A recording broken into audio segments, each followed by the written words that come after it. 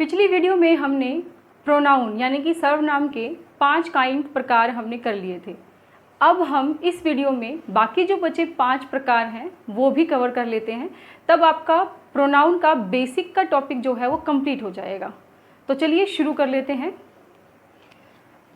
Number 6 जो kind है वो है हमारे पास रिफ्लेक्सिव प्रोनाउन और 7 है एम्फेटिक प्रोनाउन।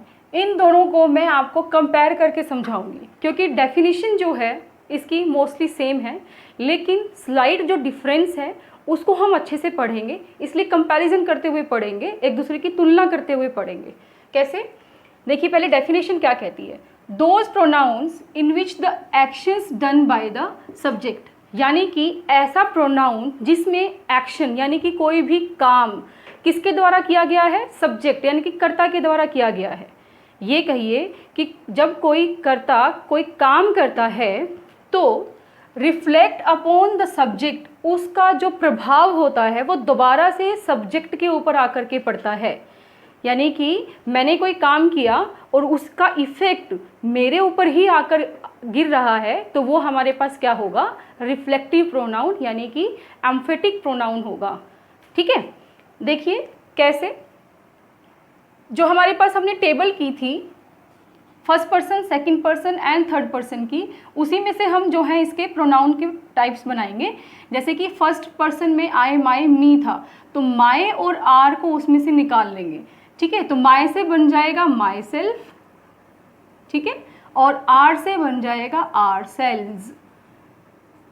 एक बात आपने ध्यान रखनी है, जब हम सिंगुलर की बात करेंगे, एक वचन की, तो हमारे पास सेल्फ लगेगा, SELF, और जब हम प्लूरल की बात करते हैं बहुवचन की, तो हमारे पास SELVES लगेगा, सेल्व्स। ठीक है, तो ये स्लाइड एक डिफरेंस दोनों में, एक वचन और बहुवचन में हमें करना है। ठीक है, तो माई के लिए माई सेल्फ, आर के लिए आर सेल्स। ठीक है, और क्या था, योर था, तो देखिए योर के लिए हमारे पास क्या रहेगा, योर सेल्फ भी बनता है और योर सेल्व्स भी बनता है। ये चीज़ मैंने आपको बताई थी कि जो यू होता है वो दोनों ही केस में यूज़ किया जाता है, सिंगुलर में भी और प्लूरल में भी। ठीक है, तो अगर एक हुआ तो हमारे पास योर सेल्फ यूज़ कर लेंगे, दो या दो से ज़्यादा हमारे पास कर्ता हुए, सब्जेक्ट हुए, तो हमारे पास योर सेल्व्स आ जाएगा। ठीक है, सेम फिर जो थर्ड पर्सन है, थर्ड पर्सन में हमारे पास क्या था, ही, शी एंड दे था। ठीक है, और इट भी था। ठीक है, तो ही के लिए हमारे पास हिमसेल्फ बनता है। ठीक है, शी के लिए हर सेल्फ बनता है। अब उसमें जो हमारे पास हिज था, तो हिज सेल्फ नहीं बनाएंगे, हम क्या बनाएंगे, हिमसेल्फ बनाएंगे। शी का हर सेल्फ बनाएंगे, दे का देम सेल्व्स बनाएंगे, देम सेल्व्स। ठीक है, क्योंकि ये प्लूरल है। और इट का हमारे पास क्या बन जाता है, इट सेल्फ बन जाता है। तो इस तरीके से हमने रिफ्लेक्सिव प्रोनाउन के जो वर्ड्स यूज़ किए जाते हैं पहले वो बिल्ड कर लेने हैं। ठीक है, अब डेफिनेशन समझ में आ गई कि वर्ड हमारे पास कैसे बनेंगे, वो हमने समझ लिया। ठीक है, अब हम करते हैं कि इन दोनों में अलग अलग तरीके से इनको कैसे समझा जाए। देखिए, जो रिफ्लेक्सिव प्रोनाउन है उसका मतलब जो होता है वो है अपने आप को, यानी कि मैंने एग्जाम्पल देकर के इसको समझाना है कि she so herself in the mirror, उसने अपने आप को देखा। देखो हर सेल्फ का मतलब यहाँ क्या जा रहा है, अपने आप को। उसने अपने आप को देखा, कहाँ देखा, इन द मिरर देखा। ठीक है, इस तरीके से हमने हर सेल्फ को कहाँ यूज़ कर लिया, वर्ब के बाद यूज़ कर लिया। ठीक है, सेकंड क्या है, जैसे आई कट माई सेल्फ, मैंने खुद को कट कर लिया, यानी कि कोई ब्लेड लग गया होगा या कुछ और नाइफ लग गया होगा, चाकू लग गया होगा, तो उस तरीके से ये सेंटेंस बिल्ड किया गया है कि I cut my self, my self मैंने कि मैंने अपने आप को कट कर लिया। ठीक है, इस तरीके से हमने इसको यूज़ करना है। ठीक है, लेकिन जो एम्फेटिक प्रोनाउन होता है, एम्फेटिक प्रोनाउन में इसका मतलब क्या होता है, पहले तो हम कह सकते हैं कि खुद, जैसे कि मैं खुद ये काम करूँगा, वह खुद वहाँ से चला जाएगा, या फिर ऐसे कहो स्वयं। ठीक है, वह स्वयं यह काम करेगा, वह स्वयं डांस प्रिपेयर कर लेगी। इस तरीके से हमने उसको उठाना है, या फिर वह अपने आप असाइनमेंट कंप्लीट कर लेगा। इस तरीके से अपने आप, स्वयं, या फिर खुद जो वर्ड हमारे पास बनते हैं उनके लिए हमारे पास क्या यूज़ होता है, एम्फेटिक प्रोनाउन यूज़ होता है। लेकिन अब ये तो चलो हो गया कि हम जब हिंदी में थोड़ा सा ट्रांसलेट करके देख रहे हैं, लेकिन अगर हमने बिल्कुल ग्लैंस देखते ही पता करना है कि ये रिफ्लेक्सिव प्रोनाउन है या एम्फेटिक प्रोनाउन है, तो कैसे पता करेंगे? ये तो हमारे पास सेंटेंस में कहीं पर भी आ सकता है, सिर्फ सब्जेक्ट के बाद नहीं आएगा, ठीक है। यानी कि शी हरसेल्फ नहीं लिखेंगे, बाकी हम हरसेल्फ को सब्जेक्ट के वर्ब के बाद भी लगा सकते हैं या फिर ऑब्जेक्ट के बाद यानी कि लास्ट में भी लगा सकते हैं, ठीक है। लेकिन एम्फेटिक प्रोनाउन में हमें जो ये वर्ड्स होते हैं इसके, वो हमेशा सब्जेक्ट के बाद लगाने हैं, ठीक है। जो हमें देखते ही पता लग जाएंगे कि भी हाँ ये हमारे पास एम्फेटिक प्रोनाउन है। सबसे बड़ी पहचान तो इसकी यही हो गई कि तुरंत सब्जेक्ट के बाद लगना, कर्ता जो है सेंटेंस का उसके तुरंत बाद लगना। देखो इसमें हमारे पास कर्ता पता लग रही है ना कि शी हरसेल्फ, ये क्या है, वर्ब है, और रिस्पॉन्सिबल ये इसके फीचर बता रहा है, ठीक है, क्वालिटी बता रहा है। तो शी हरसेल्फ इज रिस्पॉन्सिबल, तो शी हमारे पास प्रोनाउन है, कौन सा हमने पहले किया था, पर्सनल प्रोनाउन है।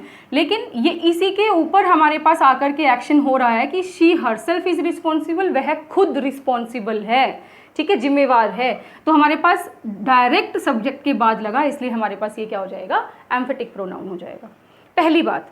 दूसरा क्या है कि जो हमारे पास रिफ्लेक्सिव प्रोनाउन होते हैं उसमें जो ये वर्ड होते हैं, कौन से, इटसेल्फ, हिमसेल्फ, हरसेल्फ, जो भी, माई सेल्फ, योर सेल्फ, ठीक है, वो वर्ब का ऑब्जेक्ट होते हैं। किसका ऑब्जेक्ट होते हैं? वो वर्ब का ऑब्जेक्ट होते हैं। ये बात हमें समझनी है, ठीक है। जैसे कि दे इंजॉयड देमसेल्व्स, अब मैं ये पीछे ना भी लगाऊं तो भी सेंटेंस अपने आप में कंप्लीट हो जाता है कि दे इंजॉयड देमसेल्व्स। इंजॉय के तुरंत बाद आ रहा है, इंजॉय क्या थी, वर्ब थी ना, ठीक है, ये हमारे पास सब्जेक्ट था, ये हमारे पास वर्ब थी, और ये क्या बन गया, देमसेल्व्स। इसको क्या कर रहा है, हाईलाइट कर रहा है, एक्शन उसी के ऊपर आ रहा है कि दे इंजॉयड देमसेल्व्स, वे अपने आप को इंजॉय कर रहे हैं, ठीक है। तो इस तरीके से। लेकिन जो एम्फेटिक प्रोनाउन हमारे पास बनेगा वो क्या होगा कि ये प्रीपोजिशन का ऑब्जेक्ट होते हैं, यानी कि आपके वर्ब के बाद डायरेक्ट नहीं यूज किए जाएंगे, वर्ब के बाद कोई प्रीपोजिशन होगी, ठीक है। जैसे the machine runs by itself, अब रन्स हमारे पास क्या है, एक वर्ब है, ठीक है। वर्ब के बाद हमारे पास बाय हमने यूज किया, वो क्या है, एक प्रेपोजिशन है, तो वो प्रेपोजिशन के बाद आया है इटसेल्फ, तो ये हमारे पास क्या शो करेगा, इट इज एम्फेटिक प्रोनाउन। देखो पता चल रहा है ना कि ये जस्ट वर्ब के बाद यूज हो रहा है, और ये हमेशा वर्ब के बाद जो प्रेपोजिशन आती है उस प्रेपोजिशन के बाद यूज हो रहा है। तो वो कैसे बन जाएगा, the machine runs by itself, ठीक है। अब जैसे कि एग्जाम्पल देकर के एक और बताती हूँ कि I made tea my self. अगर मैं टी को यहाँ पे छुपा लेती हूँ तो हमारे पास देखो क्या होता है, आई मेड माई सेल्फ, मैंने खुद को बनाया। क्या बनाया, बुद्धू बनाया, स्मार्ट बनाया, इंटेलिजेंट बनाया, कुछ सेंस नहीं बनेगी ना। तो अब हमारे पास क्या हुआ कि आई मेड माई सेल्फ हम यहाँ यूज़ नहीं कर पाते, इस वजह से इसने क्या बोल दिया कि टी जो है हमारे पास एक ऑब्जेक्ट का काम करता है, ठीक है। तो I made tea for my self, मैंने अपने आप के लिए जो है टी बनाई, इस तरीके से हमने उसको लेना है। तो आप क्या करोगे, या तो उसको क्या करो, प्रीपोजिशन के साथ कनेक्ट करो, नहीं फिर हम इसको ऐसे लेंगे कि आई माई सेल्फ मेड टी, मैंने खुद टी बनाई, मैंने खुद चाय बनाई, या उसको इस तरीके से लिखो, ठीक है। यानी कि आई के तुरंत बाद हमने माई सेल्फ को लगाना है। तो ये हमारे पास दोनों जो काइंड्स थे, कौन सा, रिफ्लेक्सिव और एम्फेटिक, दोनों को कंपेयर करके हम पढ़ेंगे ताकि पढ़ने में थोड़ा आसानी हो और उसको अच्छे से हम समझ सकें। तो चलिए नेक्स्ट और जो 3 काइंड्स बच जाते हैं वो भी देख लेते हैं। उससे पहले अगर आपने चैनल को सब्सक्राइब नहीं किया है तो प्लीज़ सब्सक्राइब कर दें, वीडियो को पूरा देखें, समझने की कोशिश करें, नहीं समझ आए कोई भी पॉइंट तो कमेंट बॉक्स में आप अपना प्रॉब्लम डाल सकते हैं। हाँ जी, नेक्स्ट जो काइंड्स है हमारे पास देख लीजिए। 8th इज डिस्ट्रीब्यूटिव प्रोनाउन, यानी कि व्यष्टिवाचक सर्वनाम इसको कहा जाता है, ठीक है। इसका मतलब क्या होता है, these are used to refers to persons और ऑब्जेक्ट्स, देखो ये चीज़ तो हमने पहले भी पता कर ली थी कि जो प्रोनाउन होते हैं वो हमारे पास किसको रेफर करते हैं, पर्सन्स को या ऑब्जेक्ट्स को, ठीक है, वन एट अ टाइम। लेकिन इसकी क्या खासियत है, इसकी खासियत ये है कि ये एक टाइम में सिर्फ एक ही की बात करेगा, चाहे वो एक पर्सन हो चाहे वो एक ऑब्जेक्ट हो। कैसे, एग्जाम्पल देखकर समझते हैं। देखिए इसमें कौन कौन से वर्ड्स आते हैं, पहले वो भी देख लेते हैं कि each, either, neither and none. देखो आएगा तो इनमें से कोई एक ही, ईच में भी हमारे पास एक के लिए यूज़ होता है, ईदर नीदर भी एक एक के लिए होते हैं, नन भी एक के लिए। लेकिन इसमें एक ये चीज़ होती है कि पता नहीं होता कि स्पेसिफिक कौन है, ठीक है, वो आइडिया हमें यहाँ पर नहीं लगता। तो एग्जाम्पल देख लीजिए कि each of them must do homework, उनमें से हर एक को होमवर्क करना है। तो ईच हमारे पास क्या हो गया, डिस्ट्रीब्यूटिव प्रोनाउन हो गया, ठीक है। अब जो भी फॉर्मेशन हमारे पास बन रही है मोस्टली वो क्या बन रही है, each of them, either of them, ठीक है, नीदर ऑफ देम। तो कोशिश कीजिएगा कि इसका जो स्ट्रक्चर होता है वो किस तरीके का बनता है कि डिस्ट्रीब्यूटिव प्रोनाउन के बाद अगर हमारे पास ऑफ प्रेपोजिशन आती है और उसके बाद प्लूरल नाउन या प्रोनाउन होता है। देखिए कैसे, ईच हमारे पास क्या था, डिस्ट्रीब्यूटिव प्रोनाउन था, उसके बाद क्या आया, of, preposition I, them, them क्या है, प्रोनाउन है, कौन सा, प्लूरल प्रोनाउन है, ठीक है। तो उसके बाद हमारे पास वर्ब आती है, जो वर्ब अकॉर्डिंग टू दिस हमें सिंगुलर यूज़ करनी होती है। कैसे यूज़ करेंगे, सिंगुलर। लेकिन ये तो क्या है, मस्ट और कैन, ये तो मॉडल्स है ना, तो मॉडल्स में तो हमारे पास सिंगुलर प्लूरल होता नहीं। इसलिए नेक्स्ट में देख लीजिए कि neither statement is true, neither statement is true.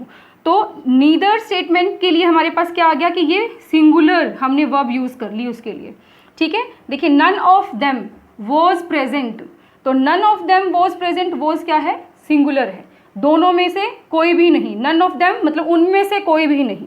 तो ये चीज़ हमने यूज़ करनी है, ठीक है। और क्या चीज़ें इसमें हम बता सकते हैं कि स्ट्रक्चर या तो आप each of them, either of them, neither of the statement इस तरह से भी बना सकते हो। लेकिन नीदर स्टेटमेंट में हम ऑफ हटा भी सकते हैं, जैसे कि ये एग्जाम्पल मैंने दिया था कि ईदर स्टेटमेंट इज ट्रू, आप ऐसे भी बना सकते थे कि neither of the statement is true. तो ईदर और नीदर हमेशा दो चीज़ों के लिए यूज़ होते हैं, ठीक है, बहुत इंपॉर्टेंट है ये चीज़। ईदर और नीदर सिर्फ दो चीज़ों के लिए यूज़ होते हैं, ठीक है। लेकिन ईच और नन को, ईच और नन को हम क्या कर सकते हैं, दो से ज़्यादा चीज़ों के लिए यूज़ कर सकते हैं। तो देखो ईच ऑफ देम में हमें पता नहीं कि कितने हैं, लेकिन दो से ज़्यादा होंगे ये कंफर्म है, ठीक है। None of them, none of them में नहीं पता हमें कितने हैं, उनमें से कोई नहीं, ठीक है, लेकिन देम जो है वो क्या होंगे, दो से ज़्यादा होंगे। नन ऑफ अस, ये भी कर सकते हो यहाँ पे, none of us, none of the children, none of the people, वो सारे क्या हैं, प्लूरल ही तो हैं। तो प्लूरल में से हम क्या निकाल रहे हैं, बहुत सारे होने के बाद एक निकाल रहे हैं, ठीक है। लेकिन इनमें नीदर और ईदर में किसी दो में से हम निकालेंगे, यानी कि नीदर स्टेटमेंट, तो वहाँ पे दो ही स्टेटमेंट होगी, दोनों में से ही कोई ट्रू नहीं थी, ठीक है। Either of you can solve this, तो ईदर ऑफ यू में हमारे पास कौन हुए, दो हुए, राम एंड श्याम भी हो सकते हैं, ठीक है, सोहन मोहन भी हो सकते हैं, ठीक है। तो वो हमारे पास चलेगा ईदर और नीदर के लिए। आई थिंक ये कवर हो गया। नेक्स्ट देखिए रिलेटिव प्रोनाउन। रिलेटिव प्रोनाउन को हम कहते हैं संबंधवाचक सर्वनाम, ठीक है, यानी कि जहाँ पे संबंध हो, रिलेशन शो करे, तो डेफिनेशन भी उसी तरीके की बनेगी। These are used to join, देखो ये क्या करते हैं, ज्वाइन कराने में हेल्प करते हैं, किसको, द सेंटेंसीज, सेंटेंसीज को जोड़ने में हेल्प करते हैं, वाक्यों को एक दूसरे के साथ मिलाने में, चाहे उसमें फ्रेजेज आ जाएं, चाहे आपके ऑब्जेक्ट्स आ जाएं, चाहे आपके सेंटेंसीज आ जाएं, क्लोजेज आ जाएं, उनको जोड़ने में हेल्प करेगा, ठीक है। कैसे, देखो इसमें वर्ड्स कौन कौन से होते हैं, हमने इंटेरोगेटिव प्रोनाउन किया था, इंटेरोगेटिव प्रोनाउन में हमने ये शब्द किए थे कि नहीं किए थे, व्हाट, हु, हुम, हुज और विच, किए थे ना। तो उसमें तो हम क्वेश्चन कर रहे थे, प्रश्न पूछ रहे थे, तो इसलिए वो प्रश्नवाचक सर्वनाम हो गया था। लेकिन इसमें हम क्या कर रहे हैं, रिलेट करा रहे हैं दो सेंटेंसेस को। रिलेट कराएंगे तो इनका थोड़ा सा मतलब जो है वो चेंज हो जाएगा। व्हाट मतलब बन जाएगा जो, हु भी बन जाएगा जो, ठीक है। ये हमारे पास लिविंग थिंग्स के लिए यूज़ कर लेते हैं। हुम जिसको, इस तरीके से, ठीक है।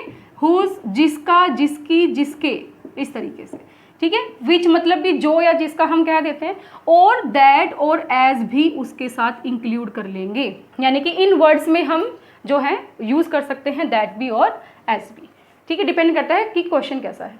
देख लिए एग्जाम्पल इसके कि आई नो समवन, मैं किसी को जानता हूँ, किसको? हु ड्रिंक्स ओनली टी, जो सिर्फ चाय पीता है। ठीक है, तो हु ड्रिंक्स, अब देखो यहाँ पे हमारे पास दो सेंटेंसेस बन गए। आई नो समवन, मैं किसी को जानता हूँ। ड्रिंक्स ओनली टी मतलब कि ही ड्रिंक्स या शी ड्रिंक्स, कोई भी हो सकता है ना, तो ही या शी में से हो सकता है। तो ही ड्रिंक्स ओनली टी, जो सिर्फ चाय पीता है। तो ये दो सेंटेंसेस को हु क्या कर रहा है? कनेक्ट कर रहा है।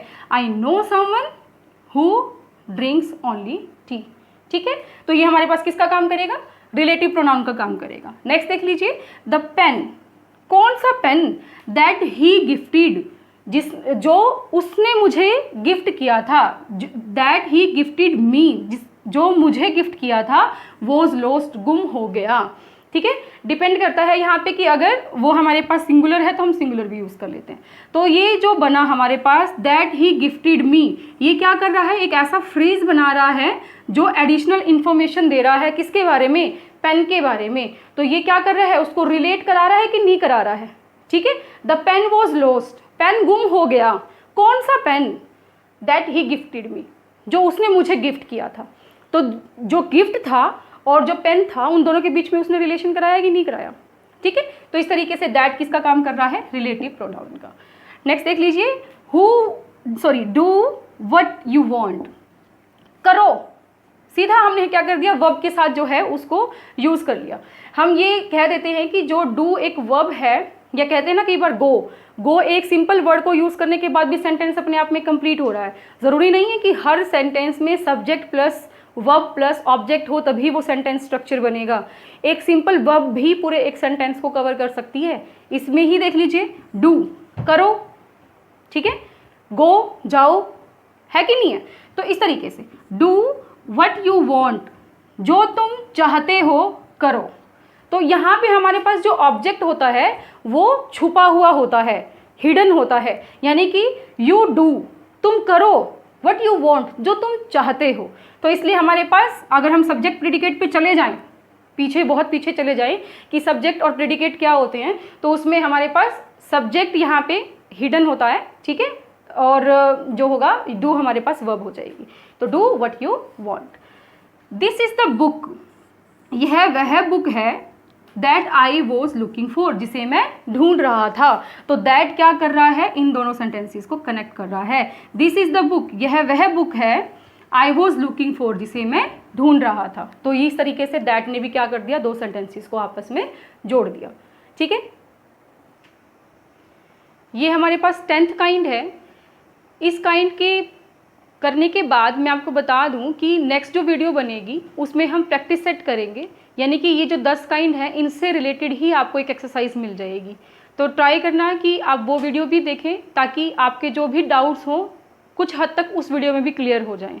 ठीक है, और एक और चीज़ कि इन 10 काइंड में से आपको कौन सा काइंड अच्छा लगा, उसी से रिलेटेड आप एक सेंटेंस जो है वो कमेंट बॉक्स में ज़रूर डालें। ठीक है, तो देखिए last kind indefinite pronoun. Indefinite मतलब जो डेफिनिट नहीं है, जो निश्चित नहीं है, तो इसलिए हम क्या कह देंगे? इनको अनिश्चयवाचक सर्वनाम कह देंगे। ठीक है, क्या होते हैं ये कि दीज रेफर टू पर्सन्स और थिंग्स, वे वो पर्सन और थिंग को बताते हैं इन जनरल, यानी कि जो जनरल में हो, यानी कि कुछ उससे रिलेटेड जो होगा वो स्पेसिफिक नहीं होगा। यही चीज़ बोल दिया देखो, rather than to a specific person और थिंग, यानी कि स्पेशल पर्सन और थिंग नहीं है, सिर्फ जनरल कैटेगराइज करके उनको एक्सप्लेन करने की कोशिश की गई है। ठीक है, जैसे कि क्या होते हैं हमारे पास? एवरीबडी।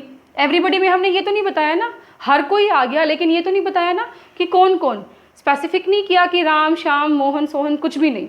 ठीक है, इसी तरीके से एवरीथिंग नहीं पता, टेबल चेयर, ठीक है, और सब कुछ। ठीक है, तो अकॉर्डिंग टू सेंटेंस, जैसे ये आ गया ऑल, एनी, सम, तो ये सब इस तरह के एग्जाम्पल हम इसमें करेंगे। ठीक है, तो देखिए और क्या इसमें इंपॉर्टेंट है कि ये सिंगुलर होते हैं, यानी कि ये जो पार्ट हमारे पास रहेगा मोस्टली क्या रहता है? सिंगुलर रहता है, इसलिए इनके साथ सिंगुलर वर्ब ही यूज़ की जाएगी। This is very very important. ठीक है, जहाँ पे गड़बड़ होती है वो यही है कि इनको हम क्या लेते हैं? सिंगुलर मान के चलते हैं, इसीलिए इनके साथ सिंगुलर वर्ब भी यूज़ कर देते हैं।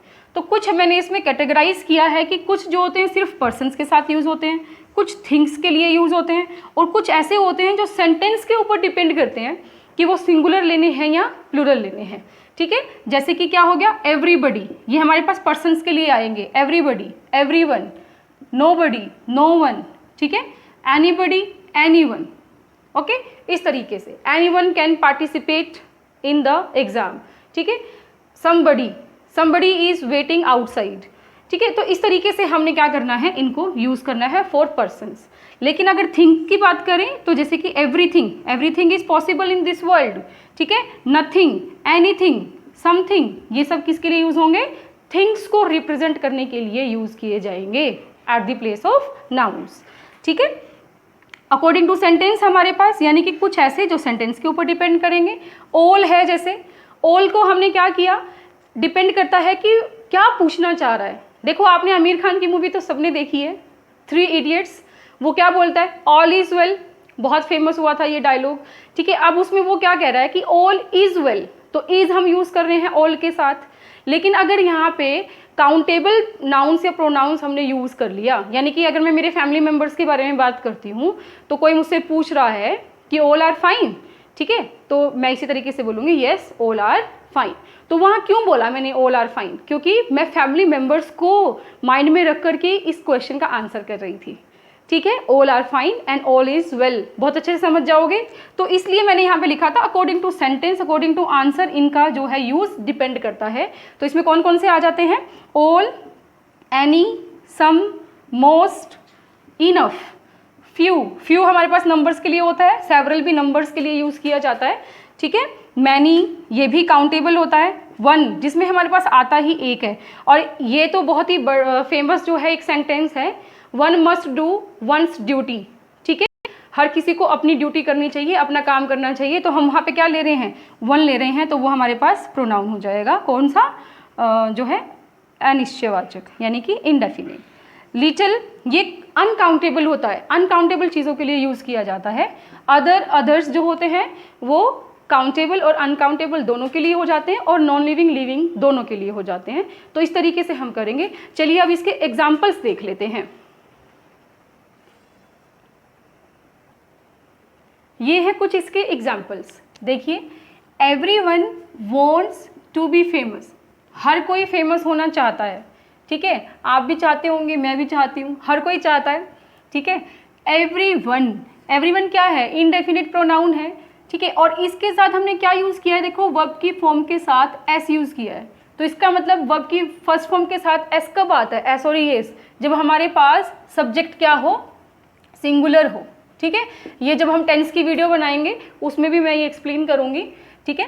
तो everyone wants to be famous, तो एवरीवन के साथ हमने क्या लगाया, फर्स्ट फॉर्म प्लस एस और एस लगाया। क्यों लगाया, क्योंकि वो सिंगुलर था, ठीक है। All that glitters is not gold, ये बहुत ही फेमस जो है प्रोवर्ब है, ठीक है। तो इसका मतलब क्या होता है कि हर चमकती चीज़ सोना नहीं होती, ठीक है। इसलिए कभी भी चमकती हुई चीज़ों के पीछे मत भागो, हमेशा वहाँ जाओ जहाँ पे आपका फ़ायदा हो, जहाँ पे आपको कॉन्सेप्ट समझ में आ रहे हों, ठीक है। तो all that glitters is not gold, तो इसमें क्या लिखा मैंने, ऑल दैट ग्लिटर्स, वो सब जो चमकता है, यानी कि ग्लिटर्स क्या हो गया, फर्स्ट फॉर्म प्लस एस हो गया अगेन, ठीक है। तो जो चमकता है इज़ नॉट गोल्ड, वो सोना नहीं होता, वो भ्रम भी हो सकता है, ठीक है। एवरीथिंग इज़ फाइन हियर, तो एवरीथिंग के साथ मैंने क्या लगाया, इज़ लगा दिया, ठीक है। I have some books with me and I don't have any book with me. अब देखो इन दोनों में क्या डिफरेंस हुआ, मैंने यूज़ किया है, एक में तो सम यूज़ किया है, एक में एनी यूज़ किया है। क्या डिफरेंस रहता है इन दोनों का स्लाइटली, कि सम जो होता है हमेशा पॉजिटिव सेंटेंस के अंदर यूज़ किया जाता है, यानी कि हम ये कह सकते हैं कि 80% तक हम पॉजिटिव सेंटेंसेस में ही सम को यूज़ करते हैं, और जो एनी होता है उसको हम नेगेटिव सेंटेंस में यूज़ करते हैं। तो नेगेटिव कैसे बनाया हमने, इसको नेगेटिव बनाया डोंट लिख करके, ठीक है, पर ध्यान रखेंगे। Some of the boys are studying well, अब देखो ये डिपेंड कर गया किसके ऊपर, some of the boys are studying well, ठीक है। तो सम ऑफ द बॉयज, अब क्या फॉर्म बन गई हमारे पास, ये है इनडेफिनिट प्रोनाउन प्लस में ऑफ हमारे पास बन रहा था और साथ में प्लूरल फॉर्म्स बन रही थी। ठीक है, प्लूरल फॉर्म बन रही थी ना, प्लूरल नाउन यानी कि नाउन या प्रोनाउन हमारे पास आ जाएंगे। ठीक है, उसके साथ हमने क्या यूज़ किया, यहाँ पे डिपेंड करेगा इज आएगा या आर आएगा। क्यों? क्योंकि हमने ये देखना है, अगर ये सिंगुलर हो गया तो इज लगा देंगे, ये प्लूरल हो गया तो क्या लगा देंगे, आर लगा देंगे। ठीक है, तो सम हमारे पास प्लूरल में जा रहा था, बहुवचन में जा रहा था। Some of the boys are studying well, कुछ लड़के जो हैं वो क्या कर रहे हैं, बहुत अच्छे से पढ़ रहे हैं। ठीक है, तो इस तरीके से हमने क्या किया, 10 के 10 जो काइंड्स हैं प्रोनाउन के वो कवर किए हमारी 2 वीडियोज़ में।